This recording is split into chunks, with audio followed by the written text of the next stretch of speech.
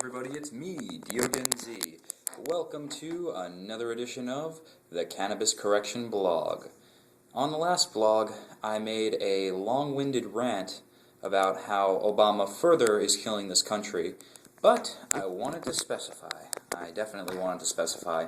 I needed to make this specification because my friend Pat, who you all know as Halloluigi here on YouTube, he mentioned to me that, man, you must really hate Obama. But that's the thing. It's not specifically Obama that I despise. It's the entire system that's been set up and is failing. He's just another puppet to keep the show going. To keep the people happy, the people in the audience, keep them applauding, keep them thinking that they're having hope, that there's going to be change.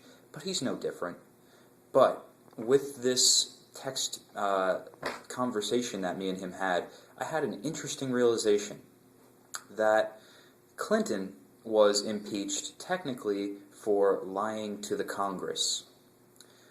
Obama, however, has been kept in office, given peace prizes, Nobel Peace Prizes, for lying to the people, in a system that claims to be by the people, for the people. Really? Then why is he still in office? Because it was clear to me months and months ago, before we had hit this snag with him of going back on his word, which I'll note later how he's done it multiple times in his presidency, but going back on his word and attacking the dispensaries when he said, it's not a concern to us. He said he would create more green jobs, ironically, not green as in hemp or cannabis, but green as in energy, making America more energy efficient. I'm an environmental science major, and I've not heard any sort of program. I've not heard anything at all. I've taken a look at some of the jobs that he's created, and they're mostly office positions of shuffling paper that doesn't get anything achieved, doesn't create anything, doesn't give out more services. It just is bureaucracy. So he failed on that point. Now, this is especially ironic on this point where he was given the Nobel Peace Prize, and this was like everybody getting too excited for Obama in the beginning and him not even going to do what he did and letting it unfold out to be. But if you recall that on his campaign trail he said, we're bringing the troops home. Bullshit. You brought them home so you could send them to Libya and go bomb the shit out of some more innocent people. And note, I say innocent people because tomorrow's blog is going to be about neuro-linguistic programming, if I could fucking say it right.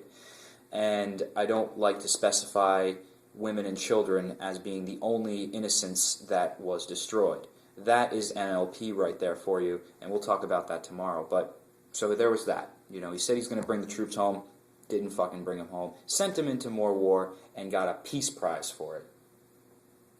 Unbelievable. Absolutely unbelievable. And the healthcare debacle, it's crazy.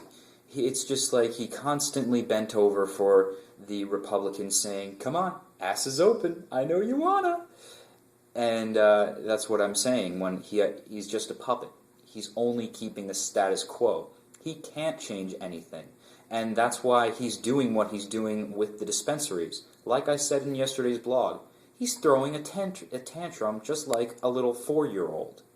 He's pissed because he knows his ratings are down. He knows there's nothing he can fucking do at this point, after failing again and again and again to give the will of the people a chance to be heard in democracy. You know, what we like to think of as democracy.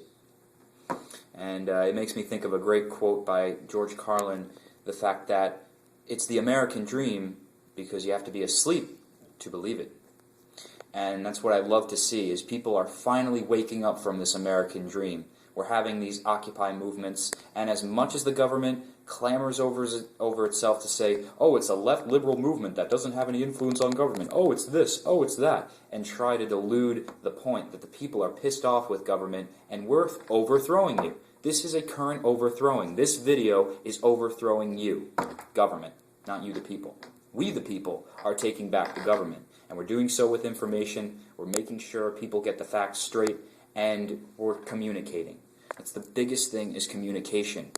Countries fight each other who don't even know. The peoples do not meet together and say, well, you know, we all the people disagree with you, and we disagree so violently so that we have to chuck missiles at your innocent people. We don't do that. No.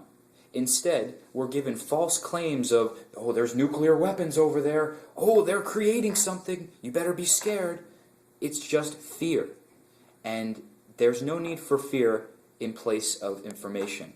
That's what the internet's all about, and this is what this revolution is all about. We're overthrowing the government with our new claimed information and improved connectivity abilities. And that has to be thanked for the technology era, which is pretty interesting because everything seems to be cyclical, at least as I observe it in my daily life. Everything seems to have balance. And with the Industrial Revolution causing such pollution and such demeaning of human life, where people in other countries can be outsourced for pennies to the dollar. You know, that's something created out of this culture of industrialism. But now, out of that culture, we gain technology, and we gain greater truth, greater connectivity, so we can learn that much faster. So, consider what I've said, guys. Obama is not the root of all evil. As I mentioned yesterday, the only evil we ever have to face is ignorance. It's the lack of information and the lack of understanding one another. He's just a puppet, and his strings will be cut in due time, as will the rest of the American government. Peace.